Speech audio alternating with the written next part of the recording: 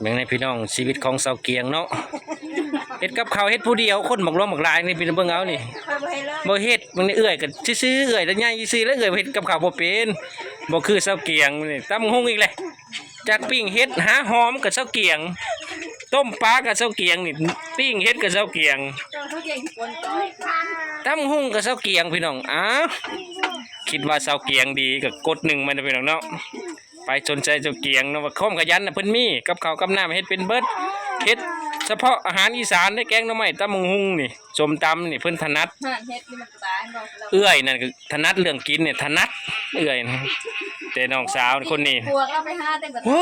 เฮ็ดปวกก็มีบ่โอ้พี่น้องนี่เฮ็ดปวกป้าทุคนนึงเฮ็ดจานดอก บางหันบ่เห็นเนี่ยนะบ่เห็นขึ้นเบิ่งมันปิ้ง3ดอกเนาะคิดว่าเห็น3ดอกเฮ็ดบักลายกับโอ้ยเพิ่นบ่อยากเฮ็ดเพิ่นกินลายมือแล้วเนาะอยากกินตำบักหุ่งนี่ลูกจักบาทนะเกียงนี่นะให้ก็อยากเบิ่งในลูก20บาทนี่คือน้อยเด้20บาทเบิ่งแน่นี่20บาทได้บักหุ่งโอ้ก็เจ้าซีแพงอยู่เนาะบ้านเฮานี่แพงได้เกียงแพงบ่แพงอยู่กันอยู่ประเทศไทยนี่แพงบ่เกียงกันว่าจังซั่นนี่จักบาทอยู่พุ่น5บาทเนาะอยู่พี่20บาทป๊าดตุ๊เจริญแล้วคิดว่าเจริญมันอยู่บ้านเฮานี่ตายกุศลธรรมมาอย่างเดียวบ่มีชีวิตขึ้นแล้วนั่นเองเนาะคิดว่าสิไปกรุงเทพอยู่บ่เกียงไปสิไปอยู่แถวใดบัดนี้กันผู้สมมุติว่าผู้บ่าวหางานให้สิไปบ่ไปบ่มันเดือนละ10,000หมื่นเด้อหมื่นเนาะ12,000ทำงานบ่นะไปนั้นไปเฮ็ดงานไปเลี้ยงพลังสินะไปเฒ่าพลังลูกบ่ได้สิไปบ่ไปบ่ไปนี่ผู้เฒ่าพลังเนาะเด้15,000พลังให้พลังมันอ้วนนี่แหละพลังอ้วนลูกบ่ได้นะ100 โลจังซี่ไปบ่ไปคือบ่ไปบ่มักบ่เป็นน่ะอ้าวสิบ่มักได้เลี้ยงฝรั่งได้เงินเดือนตั้ง15,000ก็บ่ได้ควรพลังลูกบ่ได้ซื้อเอาไปลูกนะ100 โลพลัง100 โลนี่ไปบ่ไปสักเกียงบ่ไปเด้อเลี้ยงพลังพี่น้องพลัง100 โลนี่ชีวิตของสาวลาวพี่น้องจากให้ขึ้นจากให้จากหน้านี่พี่น้องบ่มีกับข้าวพี่น้องเพิ่นสิต้มมาม่ากินพี่น้องนี่คือสาวลาวเนาะนี่คือโสดเด้อนี่สาวโสดอีกคนนึงในหมู่บ้านของบ่าวไส้เนาะอายุจักปีแล้วนี่เกียงจักปีเกียงฮอดแล้วบ่24 25ฮอดประมาณนี้เนาะ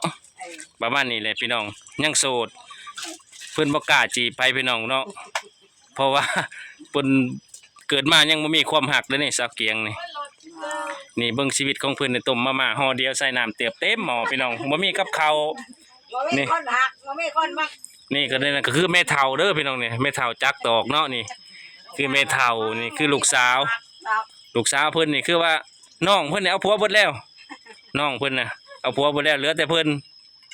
ถึงบ่ได้สิเอาผัวเกียงก็ว่าคิดว่าบ่เกียงบ่ฮู้บ่เอาคิดในใจดิสิเอาอยู่ผัวนี่มันเมื่อยได้เฮ็ดหน้าน่ะคือจริงๆบ่มีแห้งนี่กินต้มมาม่านี่มึงนี่มาม่าห่อเดียวใส่น้ำเกือบเต็มหม้อพี่น้องมึงเอานี่สิว่าบ่ใส่ว่าจังได๋นี่เราเมื่อยแล้วเราไถหน้าเด้บางทีเราหาพื้นมานี่พี่น้องนี่ผู้พื้นนี่หลังแคบมีแต่ลาวแล้วนี่เฮ็ด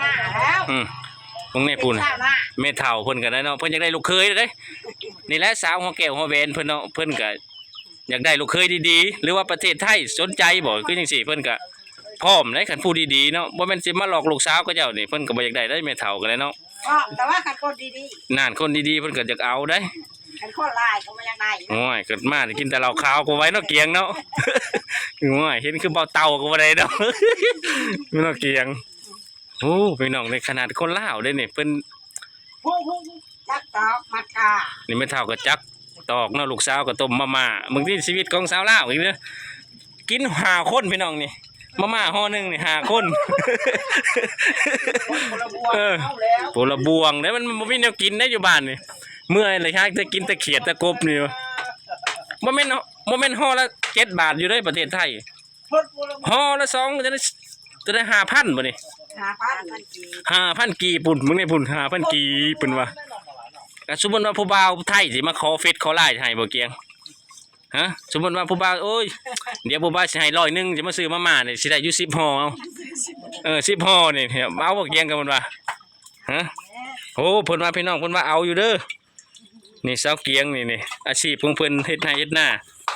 ขึ้นมาจากไร่จากนาต้มมาม่ากินพี่น้องมื้อกับเขาว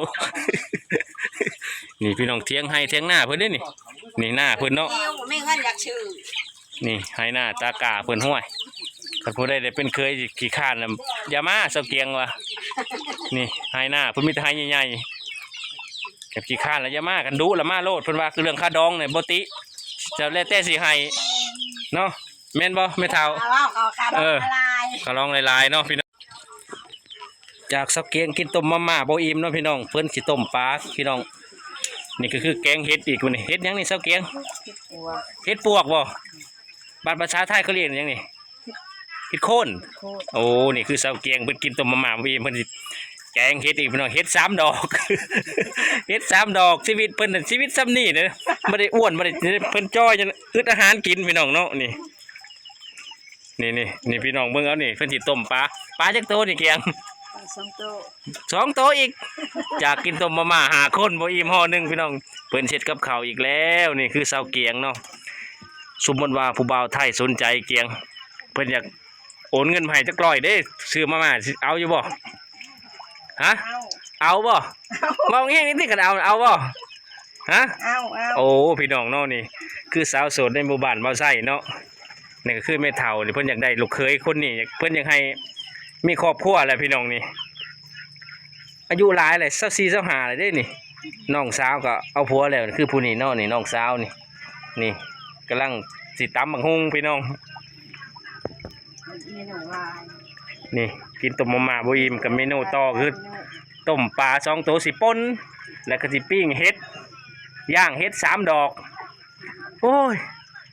คือสิบ่อิ่มง่ายนะคือสิจอยอยู่นี่ สาวเกียงนี่โอ้ยเบิ่งเอาชีวิตของชาวนาพี่น้องผมลูกหลานเพิ่นเนาะเบิ่งเนี่ยผมเบานี่แล้วเอื้อยใหญ่เพิ่นก็บ่ทันแต่งงานพี่น้องนี่แต่งงานแต่น้องสาวเพิ่นนี่พุ่นเอื้อยใหญ่เพิ่นก็บ่ทันแต่งงานเนาะนี่แม่เฒ่าพี่น้องไปแม่เฒ่าคือพ่อแม่นบ่พ่อแม่นบ่พ่ออยากได้ลูกเขยคนนี้เพิ่นอยากให้คนนี้แต่งงานเพิ่นว่ามีคนเดียวที่ว่าพึ่งพาอาศัยได้แน่เฮ็ดกับข้าวกับน้ำเนาะ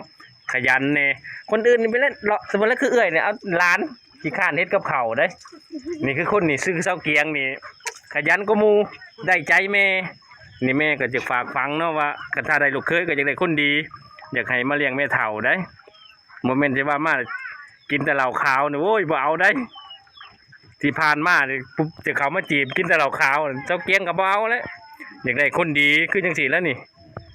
ไห้หน้าตากาเพิ่นมีแต่ไห้ใหญ่ๆก็แม่นบ่ใส่ก็บ่เอาเลยใหญ่ปานนี้โอ้ยขี้ข้านเลยอุ้ยอยากดูก็ดูได้บ่ใส่บ่ดูได้นอกเกียงมันนี่สิต้มปลาให้กินนี่พี่น้องนี่ก็เรื่องกับข้าวกับน้ำนี่ถนัดนี่เซาเกียงนี่ถนัดเรื่องเฮ็ดกินนี่ถนัดเรื่องเฮ็ดกินนี่ถนัดเรานะการคำเว้านี่ก็บ่เก่งและอายจริงๆแล้วผู้บ่าวจังบ่มีนะน้ำเขาคนขี้อายบัดแม่เฒ่าบัดอยากได้ลูกเขยบัดนี่เฮ็ดจังได้เกียงฮะบ่เกียงว่าสิหาให้สิประกาศหาทั้งนี้เลยทั้ง YouTube นี่พี่น้องเอ้ยคนไทยเนาะใครสนใจเซาเกียงจังซี่นี่อยากมาเฮ็ดให้เฮ็ดหน้าน้ำเพิ่นนี่เนาะนี่เพิ่นก็พร้อมเด้อนี่พร้อมสิเรื่องค่าดองต้องมาเว้ากันทีหลังนี่ขอว่าให้มีความรักก่อนเนาะบ่แม่นมาหลอกเซาเกียงนี่บ่ได้เด้ให้บัดเดียวคนขี้ให้ง่ายๆพี่น้องเอ้ยเหลือใจนี่ให้ปัดเดียวเลยได้คันว่าอยากไปหาเฮ็ดงานอยู่กรุงเทพเพิ่นก็สิไปเพิ่นว่าบ่อยากอยู่บ้านแล้วนี่มานี่อยู่บ้านสิเป็นปีแล้วเงิน20 บาทก็บ่เข้าทงเรามีแต่ออกก็บอกเอาไปมาเงินท่าซื้อพรท่าครีมก็บ่มีแหละบ่ท่าครีมนำเงินบ่มีเฮ็ดจังได๋บ่ได้ทำงานอาศัยแต่แม่เฒ่าก็สิหาหยังนี่จักแต่ตอกเบิดมื้อเบิดเว้นรอแต่มัดสิมัดเขาเอามัดก้าอย่างเดียวตอกก็ได้ บ่มีผู้จักก็ว่าพ่อเฒ่าก็มีกระตัดแน่นอนเนาะนอนเว้นคู่มือพ่อเฒ่าน่ะบ่ได้เฮ็ดหยังนี่เบิ่งเอานี่คือเสาเกียงชีวิตของเสาเกียงสิประมาณนี้เนาะคือเสาไห้เสาห้าเสาหน้าบ่เกียงกันไผรับได้ก็ได้แม่นบ่โอ้พี่น้องไผรับได้ก็ได้เพิ่นว่านี่คือไปเฮ็ดกับข้าวตอนนี้เพิ่นสิป่นปลาพี่น้องก็สิต้มกินกับบ่ฮู้ได้หลานนี่ 4-5 คนผู้เบิ่งนี่ผู้กันแม่เฒ่าก็กินข้าวเบิดมื้อละติม ยังจ่อยอยู่จักเป็นหยังนั่นพี่น้องเนาะเอ้าพี่น้องจบคลิปไว้เพียงจำนี้นะพี่น้องมันอึดแนวกินพี่น้องกินข้าวมีแต่กินข้าวเนาะนี่ปลาดุก2 ตัวก็สิป่นซ้ำนี่ก็สิว่าเอาไก่กันยังตัวน้อยๆนี่ไก่ก็ได้แพงไว้อ้าวพี่น้องจบคลิปไว้เพียงจำนี้เนาะคลิปหน้าจังพ่อกับสาวเคียงใหม่มึงเนี่ยผู้สาวเคียงเพิ่นบ่ได้อยู่ซื่อได้เฮ็ดกับข้าวเด้อฮะหากับหัวหอมจังซี่เนาะคลิปหน้าจังพ่อกันสวัสดีครับ